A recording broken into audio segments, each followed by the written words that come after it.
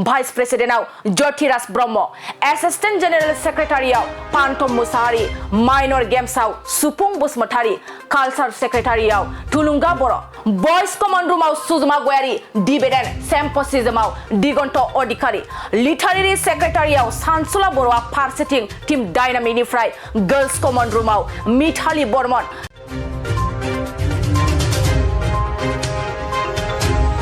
Social सार्भिसाव Jiuthi नार्जारिया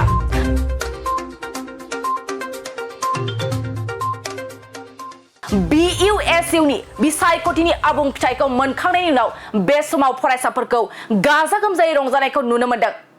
बे समाव मोन्नैनिबो हानजानिफ्राय देरहानो हानायाव गाव गावनि देरहानायखौ लानानै फरायसाफ्रा मा फोरमायखो आबुङै नाय। बड'लेण्ड इउनिभारसिटिनि इलेक्शनाव प्रेसिडेन्ट पस्टआव देरहानो खुलुमबाय गिबियावनो आरो आङो बेखौनो बुंनो सानो अबभियासलि जेब्ला बिदि गिदिर पस्टखौ मोनो खुसियाथ' खुसि जाखागोन अब्लाबो माने गोबाव समनिफ्राय जोंना इउनिभारसिटियाव खालि बयज जागासिनो दंमोन प्रेसिडेन्टआव खिन्थु गोबावनि समनि उनावहाय जे हिनजाव केन्डिडेटआ गसंनानै जे देरहासारखौ मोनबाय बे बिराद माने मा होननांगौ बेखौ खुसियानो माने बुंनो बाथ्रायानो गैला आरो दा जे रेसपन्सिबिलिटिखौ मोनबाय आङो बेखौ मोजाङैनो फुरा मावलांगोन होननानै आंनावनो भरसा थाबाय आरो कनफिडेन्सजों आं ओंखारदोंमोन आरो बे कनफिडेन्सजोंनो आङो बे इउनिभारसिटिखौ मोजाङैनो डेभेलपमेन्टनि थाखाय मावलांगोन बेखौनो बुंनो सानो आङो। एक्सपिरियेन्सखौ माबायदि मोनखो? एक्सपिरियेन्सआथ' इलेक्शनावहाय मेंनायबो दंमोन आथिं रुबायनाय खर' सानाय उन्दुनाया खम बिदि जादोंमोन खिन्थु अब्लाबो मा जोंनि जे टीम दंमोन सापर्ट खालामनाय बिसोरनो बांसिन जोंनिफ्राय माने खस्थ'खौ खालामदों जोंनि थाखायनो गावसोर जाया लोङा उन्दुआलासिनो जोंनि थाखाय बिसोरो खारदों बिनि थाखाय आं बिराद आंनि टीमखौबो हामबाय होनो बिसोर नङामोनबा जों दा जे जोंना कन्डिशन जानानै दं बेफोरखौ जों नुवाबो जानो हागौमोन बेखायनो आं आंनि टीमखौहाय बिराद धन्यबाद होनो। टीम डायनामिकनिफ्राय साबेसे देरहानो हादों? दा जों टीम डायनामिकनिफ्राय 3 देरहानानै दङ ससियेल सार्भिस सेक्रेटारि ओमफ्राय गर्ल्स कमन रुम ओमफ्राय आं एस ए प्रेसिडेन्ट। खुलुमबाय गिबियावनो आंनि मुङा क्राइट्रिना मुसाहारि आरो आङो जे बुसु इलेक्शन जोंनि इउनिभारसिटियाव जादोंमोन बेनि थाखाय प्रेसिडेन्ट पस्टआव गसंदोंमोन आरो बे पस्टआवनो आङो देरहासारखौ मोननो हादों। Thank you. गिबियावनो बयनिसिमबो खुलुमबाय आङो जोबोद गोजोननाय मोन्दों आरो बयनिसिमबो गोजोननाय जासिहरो बड'लेण्ड इउनिभारसिटिनि गासैबो स्टुडेन्टसफोरखौ आंखौ हेफाजाब खालामनायनि थाखाय आरो देरहासार खालामनायनि थाखाय गोजोन्थों। मा पस्टआव देरहादों? आङो ससियेल सार्भिस सेक्रेटारि पस्टआव देरहादों। आंनि मुङा जिउथि नार्जारि। इउनिभारसिटिनि जा प्रब्लेमफोर बिनि सायाव माबायदि खामानि मावलांनो गोसो जायो? प्रब्लेमाथ' जोंनि इउनिभारसिटियाव गोबां दङ बेखौहाय आङो जोंनि दा जे देरहानाय टीम आरो आंनि जे बे टीम जों मिलायनानैहाय जेसेबां इस्यु दङ जों जेसेबां हागौ एसेबां हागौमानि जों खामानि मावलांनो थाखाय आखायाव लासिगोन आरो बेनोसै। गुबुन मोनसे टीम दंबावो बिसोरजों गोरोबनानै माबायदि खामानि मावलांनो सानो? गोरोबगोन बे जोंहा सिगांनिफ्रायनो जोंहा एसेबाबो मोजां माबा दंखायो जेनेबा जोंहा खौसेयै मावलांगोन आरो बेनोसै। হয় মই আজি বিৰাট হেপী হৈছোঁ মই বড়োলেণ্ড ইউনিভাৰ্চিটিৰ বুসু ইলেকশ্যন জিকি আৰু মোৰ পোষ্টটো হ'ল গাৰ্লছ কমন ৰুম ছেক্ৰেটাৰী। মোৰ বিৰাট ভাল লাগিছে মোৰ টিম ডাইনামিকৰ প্ৰেচিডেণ্ট জিকিছে ছ'চিয়েল ছাৰ্ভিচৰ ছেক্ৰেটাৰী জিকিছে হয় মই বিৰাট হেপী থেংক ইউ ছ' মাছ। কি নাম আছিলে? মিতালী বৰ্মন। नोंनि पस्टनि एगेन्स्टै गेलेदोंमोन मा? आंथ' बिथांनि सायाव जेबो बुंनो थाङा मानोना जोंनि फरायसा लोगोफ्रा आरो आंनि जायनाखि लोगोफोर जेनाखि जोंनि बड'लेण्ड इउनिभारसिटिनि जेनाखि फरायसा लोगोफोर बिथांमोना दिनै जाया साबसिन एबा हामसिन खामानिखौ मावगोन होननानै बिथांमोना गावसोरनि गोसोआव थिनानै दिनै आंखौ एबा आंनि जे टीमनि केन्डिडेट्सफोर बिथांमोनखौ जोंखौ देरहासार खालामदों।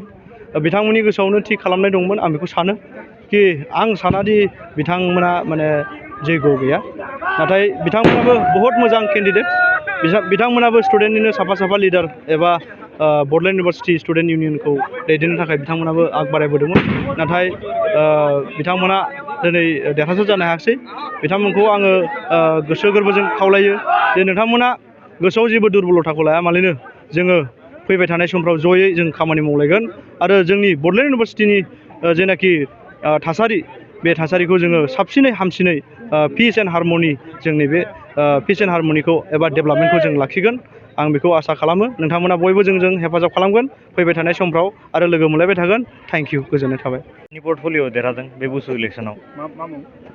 आंना मुङा ज्योतिराज ब्रह्म आरो आं पलिटिकेल साइन्स डिपार्टमेन्टनिफ्राय 3rd सेमिस्टार इउनिभार्सिटिनि हाबाफोरखौ माबायदि मावलांनो सानो स्टुडेन्टसफोरनि जेंनाखौ लानानै माबायदि खामानि मावलांनो सानो आं जतबो एजेन्डास बा मेनिफेस्ट'स प्रमिस खालामदों जों बेखौ गासिबो इउनियन हिसाबै गासिबो एकमप्लिस खालामजोबगोन नेक्स्ट सेसनसिम एजेन्डासफोरखौ मेरला बुंखानाय जाबाय स्टुडेन्टफोराबो मोनथिजोबखागौ आरो बे नटिस माबा पेमप्लेटफोरावबो मोजाङै मेनसन खालामखानाय दं बिसोर गासिखौबो जों इउनियन बडि हिसाबै एकमप्लिस खालामनो सानो नेक्स्ट इलेक्सननि जा एक्सपिरियेन्स माबायदि मोनदों बे आंनि माने फार्स्ट टाइममोन बे लकेल एरियायाव बिटिसि एरियायाव कन्टेस्ट खालामनाय आरो जोबोद मोजां मोनबाय स्टुडेन्ट इउनियननि एबार फार्स्ट टाइम मेम्बार जानो मोननानै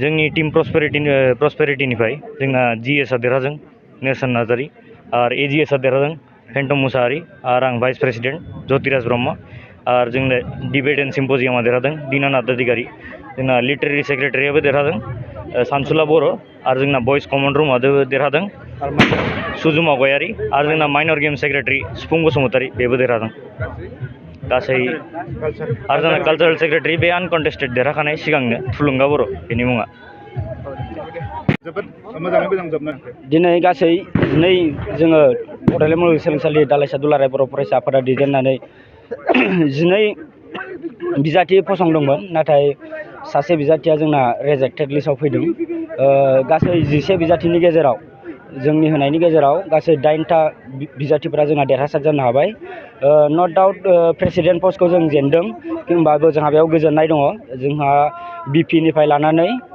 general secretary minor game secretary literary secretary ओमफ्राय एसिस्टेन्ट जेनेरेल सेक्रेटारि आरो बयस कमन रुम बे सेक्रेटारिखौ जों देरहाजोबनो हाबाय साफ्रोमबो जोंनि फरायसा लोगो बिथांमोनखौ आङो दुलाराय बर' फरायसा आफादनि जानानै साबायखर बावो आरो फैबाय थानाय समाव बिथांमोननि हेफाजाबजों बड'लेण्ड मुलुगसोलोंसालि जौगानायनि थाखाय जोङो बुसु मेम्बार्सफोरनि हेफाजाबै जौगानायनि थाखाय जों खामानि मावलांगोन जोंहा बेखौ गोबां मिजिं दङ दिनै मुलुगसोलोंसालियाव गोबां खामानि मावनांगौ दङ जायफोर माने फिसा बेसिक्स निड्स जोंनि फरायसाफोरनि थाखाय दा बेखायनो जोङो गोख्रोङै नाजादोंमोन बिथांमोनखौ देरहासार जानायनि थाखाय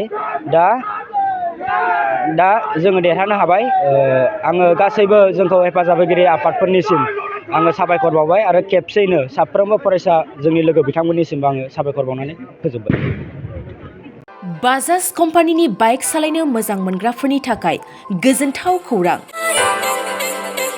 लोगोसेनो बेसेन नाङाजासे 5 लिटार पेट्रल गंनै हेलमेट सीट कभार 12 टाइम्स वाशिं कुपन मोननो हागोन